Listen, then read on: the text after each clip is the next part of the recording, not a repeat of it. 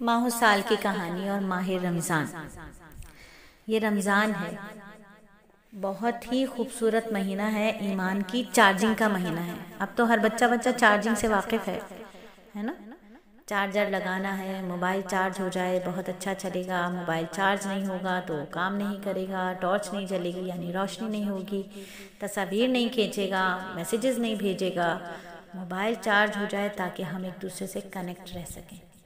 تو ماہ رمضان بھی ایمان کی چارجنگ کا مہینہ ہے، ایمان کی چارجنگ کا مہینہ ہے۔ اسلام نے ایسی تعلیمات دی ہیں کہ قیامت تک کے ہر تقاضے کو پورا کرنے کے لیے اسلام کی تعلیمات کافی وافی شافی ہیں۔ آج دنیا کی کانفرنسز ہوں، سیمینار کی باتیں ہوں، یہ ساری باتیں دنیا کرتی ہے نا، لیکن یہ تصور 1400 سال پہلے اللہ رب العزت نے دے دیا تھا کہ تم سارا سال اپنے کاموں میں مشغول رہو، کوئی صنعتکار بنے رہو، کوئی ٹیچر بنے رہو، کوئی تاجر بنے رہو، کوئی پروفیسر بنے رہو، کوئی سرجن بنے رہو۔ ساری مصروفیت میں اپنے اپنے کاموں میں مصروف ہونے کی وجہ سے تمہارا ایمانی جذبہ جو ہے وہ ٹھنڈا پڑ جاتا ہے، بڑھ جاتا ہے نا ٹھنڈا۔ پورے 11 مہینے میں یہ والی ترتیب کہاں ہوتی ہے؟ یہ خوبصورت ترتیب تو ماہ رمضان میں بنتی ہے۔ پورے 11 مہینے میں تہجد کی وہ ترتیب نہیں بن پاتی جو ماہ رمضان میں بن جاتی ہے، چاشت کی وہ ترتیب نہیں بن جاتی جو ماہ رمضان میں بن جاتی ہے، اوابین کی اشراق کی وہ ترتیب نہیں بنتی جو ماہ رمضان میں بن جاتی ہے، اذکار کی وہ ترتیب نہیں بنتی جو ماہ رمضان میں بنتی ہے، قرآن کی تلاوت کی وہ ترتیب نہیں بنتی جو رمضان میں بن جاتی ہے۔ تو پورے سال تم کچھ بھی کرو، پورے 11 مہینے تم کچھ بھی کرتے رہو، تمہارے ایمان کی بیٹری جو ہے وہ ڈاؤن ہو جائے گی۔ تو بیٹری ڈاؤن ہو جاتی ہے تو پھر کیا ہوتا ہے؟ چارجر پر لگانا پڑتا ہے۔ تو رب کریم نے کیا کیا؟ ہم سب پہ اتنا خوبصورت ایمان والوں کے لیے ایمان والا مہینہ بھیج دیا، ایمان والا مہینہ کہ ایمان کی چارجنگ کا مہینہ ہے۔ چارج کر لیں، خوب بیٹری چارج کر لیں تاکہ 11 مہینے ایمان کی چارجنگ کے ساتھ ایمان والی زندگی گزرے، کہ جس کا رمضان بہترین اور ترتیب والا ہوگا اس کے پورا کا پورا 11 مہینے بہترین اور ترتیب والے ہوں گے۔ کتنا خوبصورت ہے یہ ماہ رمضان۔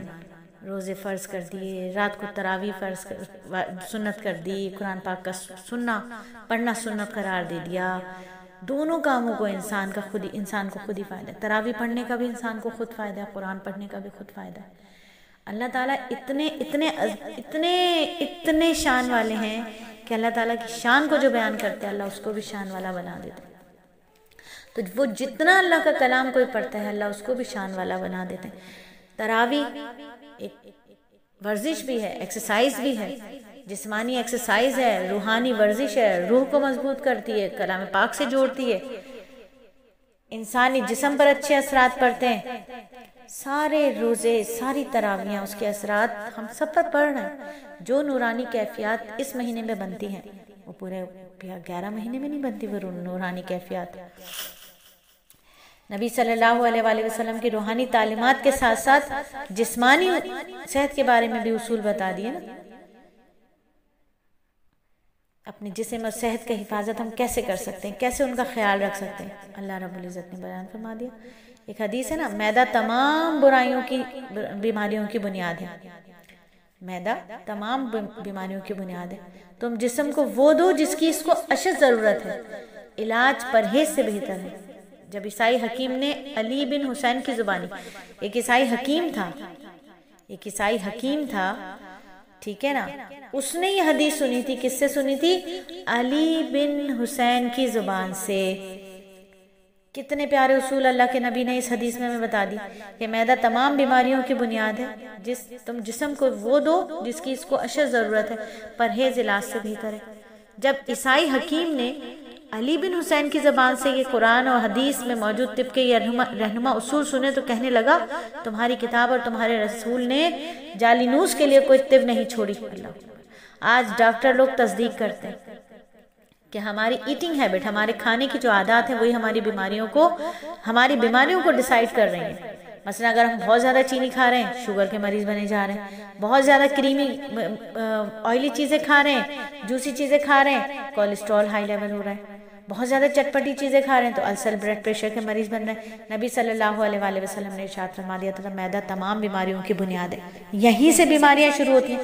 اس لیے جو بندہ اپنے معدے کو کنٹرول کر لے گا، جو چیزیں انسان کے لیے فائدہ مند ہیں وہ استعمال کرے، جو چیزیں نقصان دیں بچ جائے، انشاءاللہ بیماریوں سے بچ جائے گا۔ تو دیکھیے اللہ رب العزت نے بھی کنٹرول کرنے کے لیے ہمیں یہ مہینہ دے دیا۔ پورے سال 11 مہینے کھاتے جاؤ، جو دل چاہے کرتے جاؤ، اس مہینے میں کیا کرو، اپنے جسم کو کم کھلاؤ، بھوکا رکھو۔